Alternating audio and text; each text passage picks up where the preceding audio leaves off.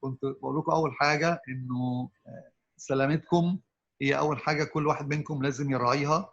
طبعا المكان اللي تشتغلوا فيه لازم يوفر لكم الحاجات المطلوبه عشان تحموا انفسكم، بس اولا واخيرا هي مسؤوليه كل واحد منا تجاه نفسه، لان الضرر هيقع عليه. والاثنين مبادئ اللي الواحد بيتبعهم انه بيعتبر كل الناس اللي بيتعامل معاهم يعني قابلين لنقل العدوى الى نسبه العكس، وانه يتخذ كل الاجراءات البسيطه جدا من زي ما بيقولوا بقى غسيل ايدي والفيزيكال، بدل ما بيقولوا سوشيال بيقولوا فيزيكال ديستانسينج، وده مهم، هو صعب طبعا. والحاجه الاخيره طبعا انه ما يبقاش في كونتاكت بينه وبين بقى وشه لفترات طويله. هي 3 برنسبل سهله، واعتبار كل الناس potential يعني transmitters unfortunately، والفيزيكال ديستانسينج والهاند واشنج عدم الواحد الكونتاكت مع بقى زي ما بتقولوا بقه ومناخيره وعينيه والقصه دي.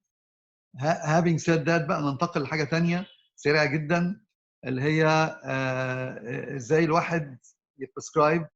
التدريب ما بقاش، انتوا عارفين انا دايما بقول لكم تعالوا كل يوم، والتدريب اهم حاجه في الدنيا والحاجات دي كلها. فدلوقتي بما ان في ظروف استثنائيه، ففي الظروف الاستثنائيه بيبقى فيه قرارات استثنائيه. فالتدريب ما بقاش هو اهم حاجه، اهم حاجه السيفتي بتاعتكم، وما تجوش المستشفى الا في الفيري اسينشال مجيء.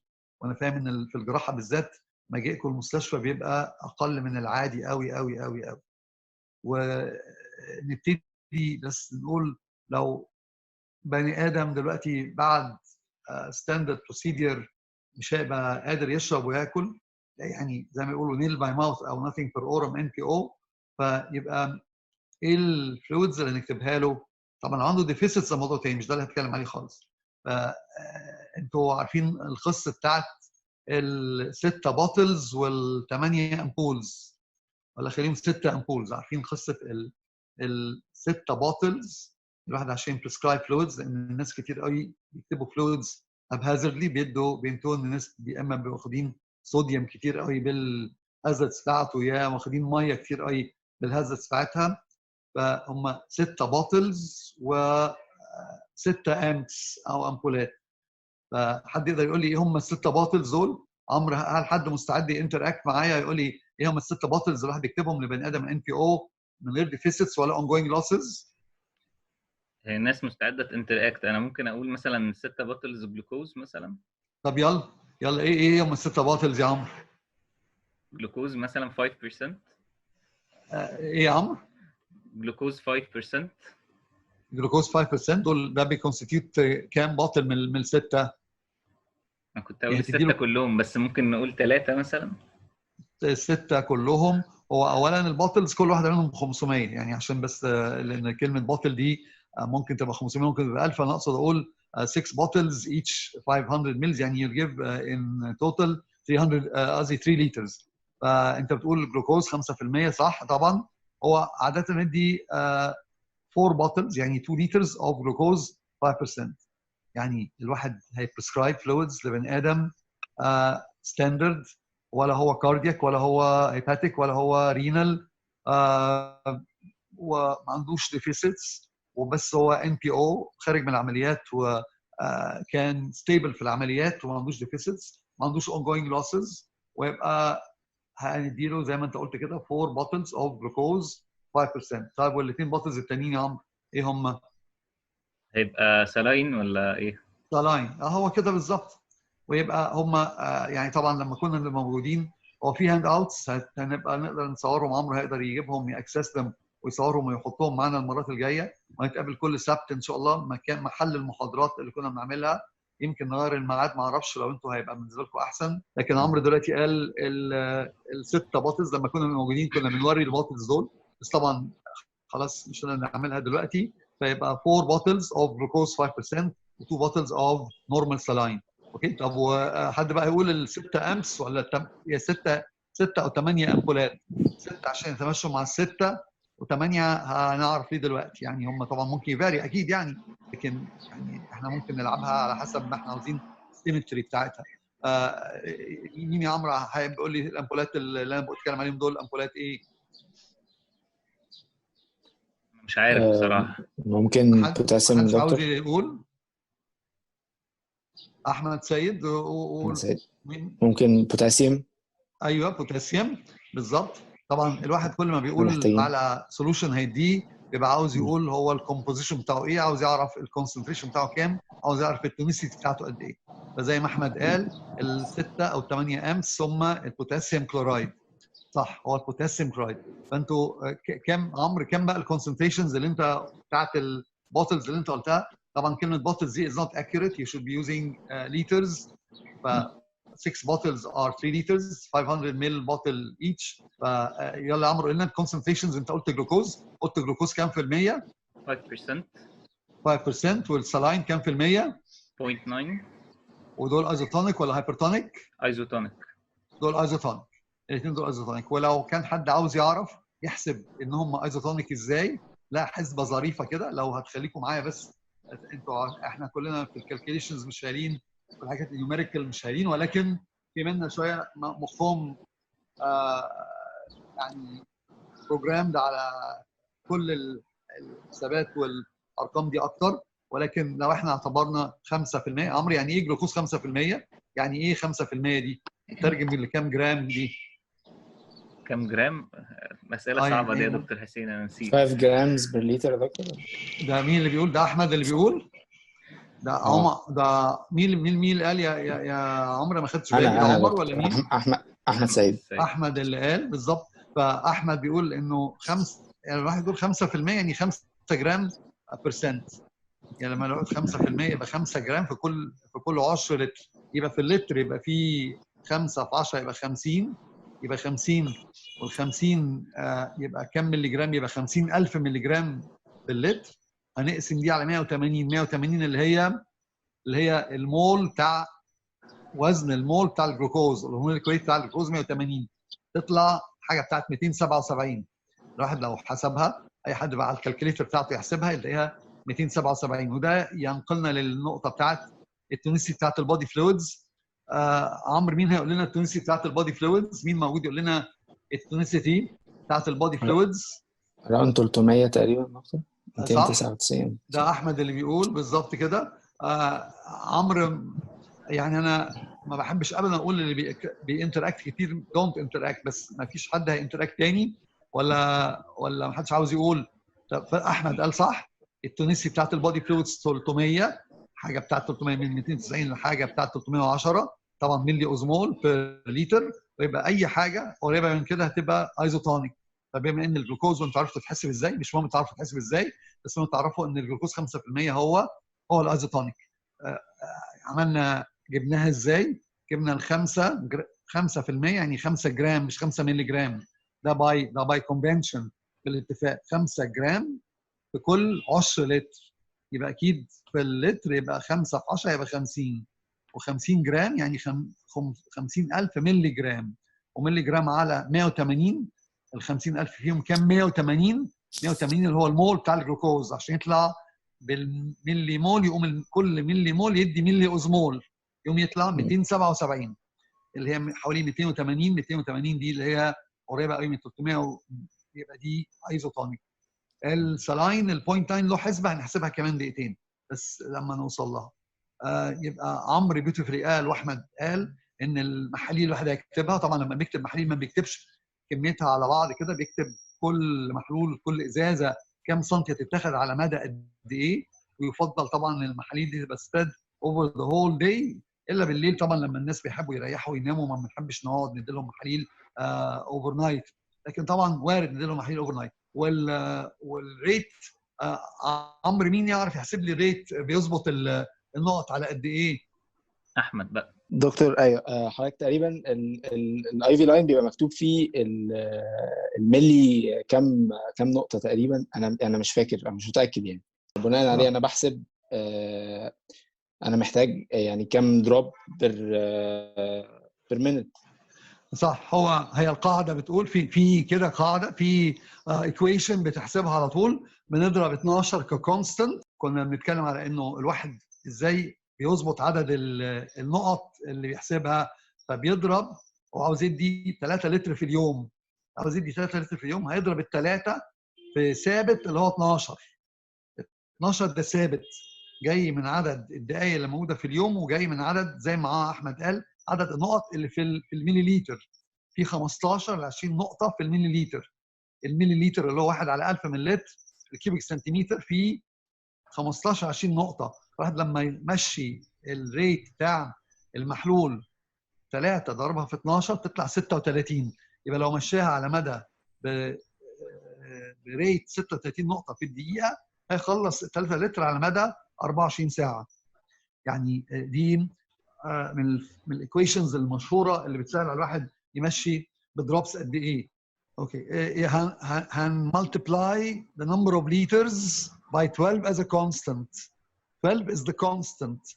12 constant. مش مهم جاي ازاي، جاي ازاي عاوزين تعرفوا اقول لكم جاي ازاي. جاي من عدد الدقائق اللي موجوده في اليوم وعدد النقط اللي موجوده في كل ملي لتر زي ما كان احمد بيقول. الملي لتر اللي هو كيوبيك سنتيمتر اللي هو 1 على 1000 من اللتر فيه 15 20 نقطه. فالواحد بيضرب 12 كثابت، 12 ما بتتغيرش.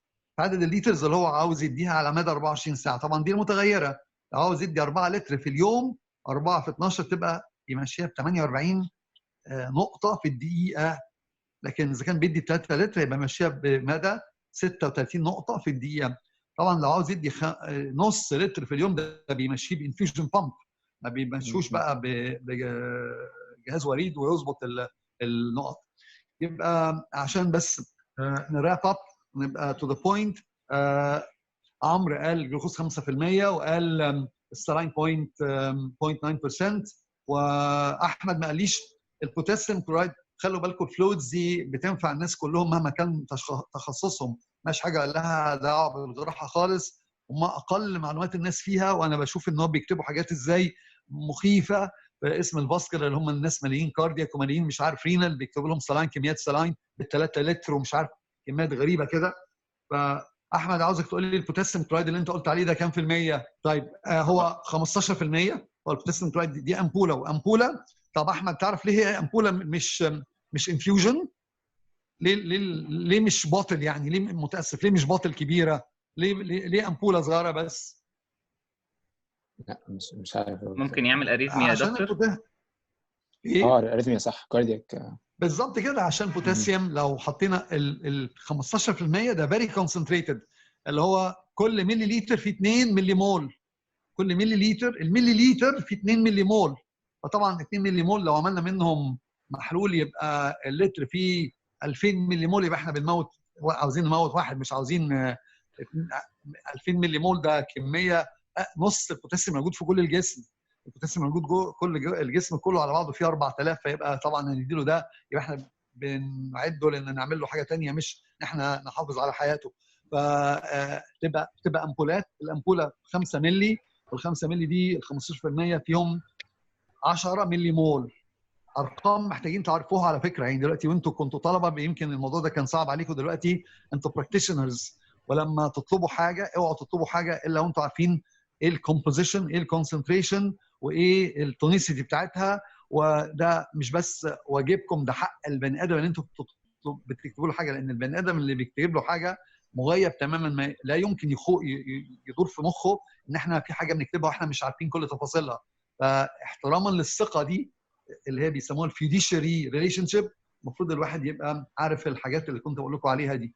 يبقى مره ثانيه بس عشان نراب اب وما نبقاش بنطول. دكتور هو الحته بتاعت النقط دي بتفرق في ايه؟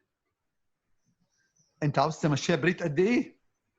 يعني هل انت عاوز تقوم فاتح يا عمرو الفالف بتاع الانفيوجن سيت على اخره وتمشيه على مدى ساعه ويبقى اديت له 3 لتر بتوعه مثلا في ساعتين 3، ولا عاوز تمشيه بريت عشان ما يبقاش اوفر انفيوزد؟ تمام. هو بس الفكره انا مش عارف دلوقتي لما بنبقى فاتحينه على الاخر ده بيخلص مثلا البطل اللي هي 500 مللي دي في قد ايه؟ لو في النص يخلص في قد ايه؟ انت هتعد الدروبس، هتشوف لو فتحته على الاخر هتعد الدروبس. بس انا اللي عارف اقوله لك انك لو مشيتها على مدى 60 نقطه في الدقيقه هتخلصها لك في، هتشوف بقى يبقى كام، يبقى هتخلصها في 5 ساعات. لان 12 في 6 بكام؟ ب 60 مش كده؟ ولا 12 في 6 ب 72؟ 12 في 6 بكام يا عمرو؟ كام؟ 72 تقريبا. 72. يبقى ده اللي انا هقدر اقوله لك. انما انت لو فتحتها على الاخر ممكن تخلص لك in no time in 15 minutes or so. تمام. اوكي. فعدد الدروبس ده مهم، لان انت عدد الدروبس هو اولا ساعات بتبقى عاوز تدي الانفيوجن ده ببطء، ساعات بتبقى عاوز تديه سريع، فعدد الدروبس يهمك تعرف. وعدد الدروبس مره ثانيه اذا كنا هنمشي الانفيوجن سيت كل ملي لتر، الملي لتر في 15 ل 20 نقطه. الملي لتر الواحد على 1000 من الليتر طبعا زي ما انتم عارفين اللي هو 1 كيوبيك سنتيمتر، ففي 15 ل 20. لما الواحد يظبط الانفيوجن سيت على 36 في الدقيقه بيخلص ال 3 لتر على مدى اليوم. ويضرب لو عاوز يدي 2 لتر بس هيضرب 2 في 12 يطلع 24. يقوم يظبطها على مدى 24 ينقط. ده لو عاوز يخلصه على مدى اليوم.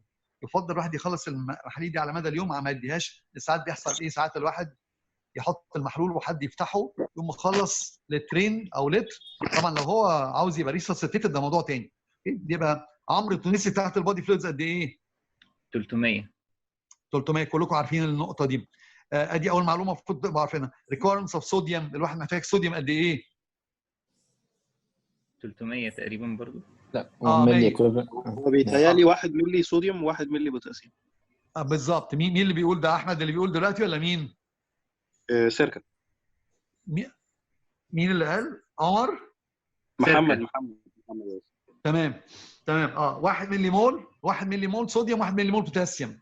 1 ملي مول او 1 ملي ايكويفالنت هم بالنسبه لاي حاجه مونوفيلنت تبقى هي يبقى ملي مول ملي ايكويفالنت. اذا كان مونوفيلنت، اذا كان بايفيلنت لا. لكن مونوفيلنت يبقى ده هو ده. يبقى الواحد عاوز حوالي 70 ل 80 ل 100 ملي مول صوديوم في اليوم. عمرو دول موجودين في كم ازازه سلاين؟ 70. ال 70 دول 70 او ال 100 موجودين في كام ازازه؟ ما هو اللتر فيه 100. الازازه 0.9 غالبا هتبقى 80 مثلا. الازازه اللي هي 500 يعني. لو هي 500 يا محمد. 500 بالظبط. اللتر فيه احنا دايما بنتكلم عن اللتر فيه 155. اللتر فيه 155 يعني اللتر اللي عمرو كان عاوز يدي البني ادم حوالي 155 شويه زياده صوديوم. الصوديوم اللي عمرو قال عليه اللي هو 0.9 يترجم ل 155.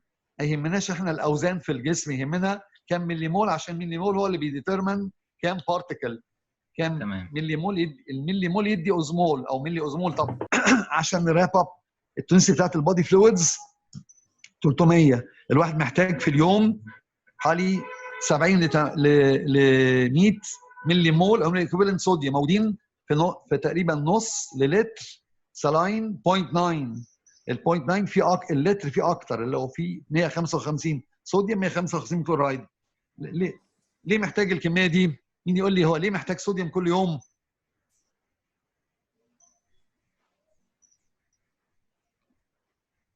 عشان ده اللوس يا دكتور. ده اللوس صح. بيلوز فين يا احمد؟ فين بيلوز فين؟ بالظبط كده. يبقى لو حد يبقى هو بالظبط كده. يبقى لو حد قال لكم هو الواحد بيلوز صوديوم في اليورين قد ايه كل يوم، يبقى هو حوالي 40 ملي مول بير لتر اوف يورين. الواحد بيباس حوالي لتر ونص يورين في اليوم، يبقى بيفوت حوالي اكتر من 40 ملي مول في كل لتر يوم. يبقى بيلوز زي ما احمد قال بالظبط النورمال لوسز من الجسم ثرو ذا يورين. مفيش لوسز نورمال لوسز لان الواحد بيلوز في الفيكال ماتر 100 سم ميه ولا حاجه، بيلوز عن طريق جلده وعن طريق رئته 100 مش عارف حوالي 900 سم ميه. لكن هو الصوديوم لوسز والبوتاسيوم عن طريق اليورين. فببساطه شديده الواحد محتاج صوديوم كل يوم لان هو بيفقد الكميه دي عن طريق اليورين كل يوم. ويبقى ده معناه ده بني المعلومات على بعض، معناه ان هو بيفقد 40 ملي مول او ملي ايكوفالنت اذا كان مونوفيلنت ما تفرقش في اللتر اليورين كل يوم. بيبقى عنده لتر ونص يورين في اليوم يبقى بيفقد حوالي 60 70 حاجه في الحدود دي. يبقى ده ريكويرمنتس اوف بوتاسيوم. احمد قال لنا كمان الريكويرمنتس اوف بوتاسيوم 1 ملي مول بير كيلو جرام. 1 ملي مول بير كيلو جرام. واي برضه دو يو نيد بوتاسيوم؟ احمد برضه الاجابه نفسها طبعا مش كده يا احمد ولا ايه؟ صح. محتاجين 1 ملي مول لان احنا بنفقد الكميه دي برضه 40. سهله قوي يعني الواحد يبقى انتوا عرفتوا بالمره ان الصوديوم ريكويرمنتس والبوتاسيوم ريكويرمنتس تقريبا قد بعض. الصوديوم يمكن ازيد شويه، وهم احسن رقم في الوجود اللي هو 1، والاثنين بيحتاجهم دول ليه؟ لان هم بيفقدوا في اليورين الكميات المماثله اللي هي اكتر، او حوالي 40 ملي مول صوديوم و40 ملي مول بوتاسيوم في لتر يورين. ولو الواحد كان عنده هايبوفوليميا وبيلوز صوديوم من فوميتنج او من intestinal obstruction او من داريه او حاجه، تلاقوا كميه الصوديوم نازله في اليورين بقت اقل، بقت تقل عن 5 ملي مول بير لتر اوف يورين. اوكي، طب ومحتاج ميه قد ايه؟ عمرو محتاج ميه قد ايه؟ مش عارف. ميه محتاج ميه قد ايه؟ الارقام اللي هو انت قلت لترين 30 3 ملي ل لتر. 5 لتر تقريبا، مش عارف. ايه يا عمر بتقول؟ محمد بتقول ايه؟ اظن 3 ل 5 لتر ميه عاديه. 5 لتر هو 30 ملي لتر بير كيلو جرام. هو 30 ملي لتر. كنا دايما نقول رقم 31 ملي لتر ميه، 30 كيلو كالوري، واحد صوديوم واحد بوتاسيوم. دايما نقول 31 30 اللي هي محتاج 30 ملي لتر ميه. 30 في 70 يطلع لنا لترين. الواحد محتاج لترين ميه في اليوم، محتاج حوالي لترين ميه في اليوم. طبعا لو كان عنده حراره بعد الشر اعوذ بالله، ولا الجو سخن، ولا بيتنفس اسرع، محتاج كميه اكتر. بس يبقى هو انتوا عرفتوا الاجابه على كام سؤال؟ 1 2 3 4 5 6 7 اسئله. هي محتاج ميه قد ايه؟ 30 ملي لتر في اليوم. طبعا ليه؟ لانه بيفقد ده في اليورين، بيفقد حوالي لترين يورين في اليوم. محتاج بوتاسيوم قد ايه؟ محتاج صوديوم قد ايه؟ 1 ملي مول بير كيلو جرام. وليه بيفقد الكميات دي في اليورين؟ الكونسنتريشن بتاعت البودي فلويدز قد ايه؟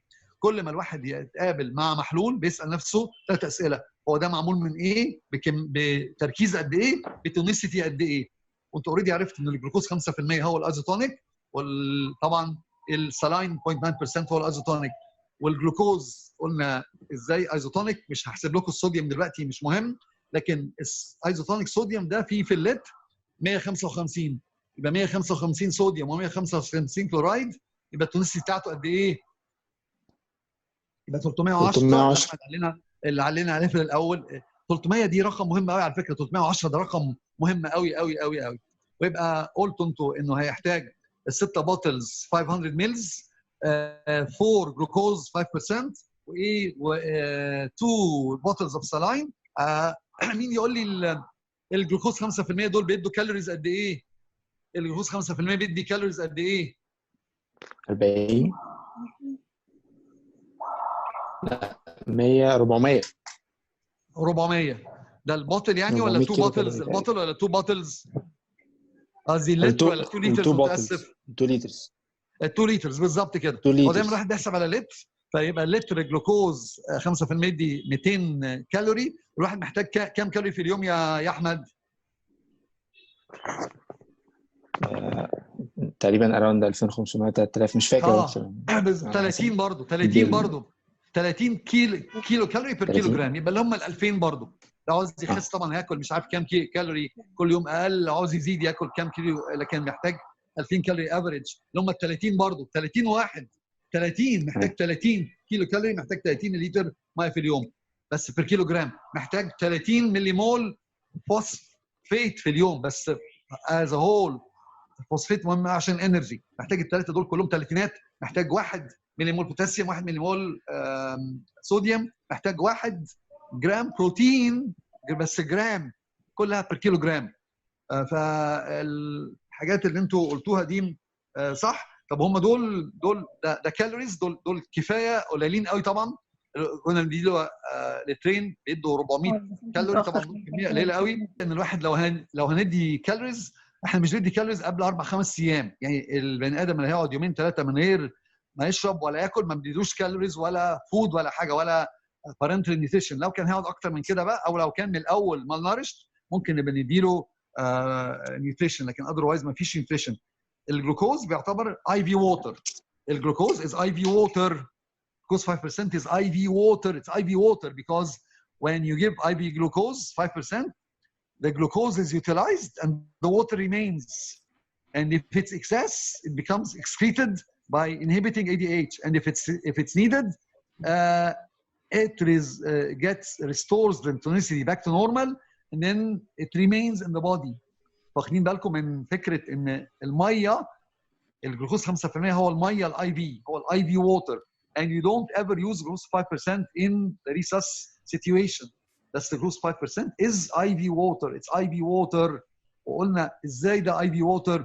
The glucose is utilized. What remains is the water. What happens to the water if it is in excess? The tonicity diminishes and the ADH diminishes and it's excreted in the urine. If you've started with a high tonicity, that is there was a water deficit, ال ADH هيبقى زايد. لما نرجع التونيسيتي باك تو نورمال، ال ADH يرجع باك تو نورمال والووتر تفضل موجوده وتريستور التونيسيتي باك تو نورمال. اوكي؟ تمام. جلوكوز 5%. اما الكالوريز اللي موجودين دول مهمين قوي ليه؟ لان هم بيسبلاي السي ان اس والار بي سيز. انتوا عارفين دول اوبليجيت جلوكوز يوتيلايزرز. لما عندهم شويه جلوكوز هيبقى عندهم مشكله، والجلايكوجين في الجسم قليل، يبتدي يستعملوا ليبيدز بعد فتره بيبقى عندهم مشكله. يبقى تلخيصا 6 بوتلز 500 مل بوتل 4 جلوكوز 2 سلاين 8 امس اوف بوتاسيوم كلورايد. هنشوف هنودي دول ازاي. التونسي بتاعت البادي فلويدز 300. ريكويرمنتس اوف صوديوم 1 ملي مول بير كيلو جرام. 1 ملي مول او ملي ايكوفالنت. ليه؟ لانه بيفقد الكميه دي 40 ملي مول اوف صوديوم بير لتر اوف يورين. requirements of potassium 1 millimole per kilogram. Why? نفس الكلام بيفقد نفس الكلام في اليورين. requirements of water 30 milliliter per kilogram to amount to 2 liters. Why? Because this is the amount of urine that you pass every day. Potassium chloride 15%. 15%. 2 millimoles per mil. 2 millimoles. 2 millimoles. Sodium chloride 0.9%. 155 per liter. 155 per liter. per liter. التاني ده بكل ملي في 2. اوكي؟ جلوكوز 5%. الكالوريز الاوبليجاتوري ثينجز بتاعتهم. يبقى اخر حاجه البوتاسيوم كلورايد. هنزود الامبولات البوتاسيوم كلورايد على ازاز الجلوكوز. يبقى انتوا عارفين الجلوكوز بيطلع انسولين، والانسولين يدخل البوتاسيوم جوه السيل اللي هو مكان البوتاسيوم الاساسي. فبنزود امبولتين بوتاسيوم كلورايد على كل ازازه جلوكوز. عشان كده الاغراض السيمتري يبقى كل ازازه يتزادوا عليها 2، يبقى هاخد 8 امبولات بوتاسيوم كلورايد. ممكن يبقوا 6، ممكن نقوميت واحده ما جراش حاجه. اوكي؟ ويبقى اخر حاجه اقولها لكم النهارده خالص ونشوف الصور اللي هم الرول اوف 40 اللي انتوا عارفينها. قبل ما الواحد يدي بوتاسيوم خالص لازم الواحد يكون بيجيب 40 ملي لتر اوف يورين، ولازم ما يزودش عن 40 ملي لترز ملي مولز اوف بوتاسيوم بير لتر، ولا 40 ملي مولز اوف بوتاسيوم بير اور، ولا 40 في 4 160 بير داي. عارفين الرول بتاعت الفورتيز. انتوا عارفين البوتاسيوم قد ايه سنسيتيف. الواحد لو ادى بوتاسيوم حتى عنده ديفيسيت وزاد تمبوراريلي في الدم ممكن يعمل كارديك ارست ان ذا سول زي ما انتم عارفين. فالحكايه دي مهمه قوي. يبقى احنا كده خلصنا اول جزء. هفكركم تاني safety first. Safety first. It is not about training and it's not about only saving people. It's about saving people, yes, but at the same time you have to be safeguarded in the first place. Otherwise, we do not deal with only one person, we deal with 2. And then we become an epicenter for the transmission of infection. So be careful. Your safety is a strategic goal. It's not your goal alone. It's the goal of the whole society. Okay?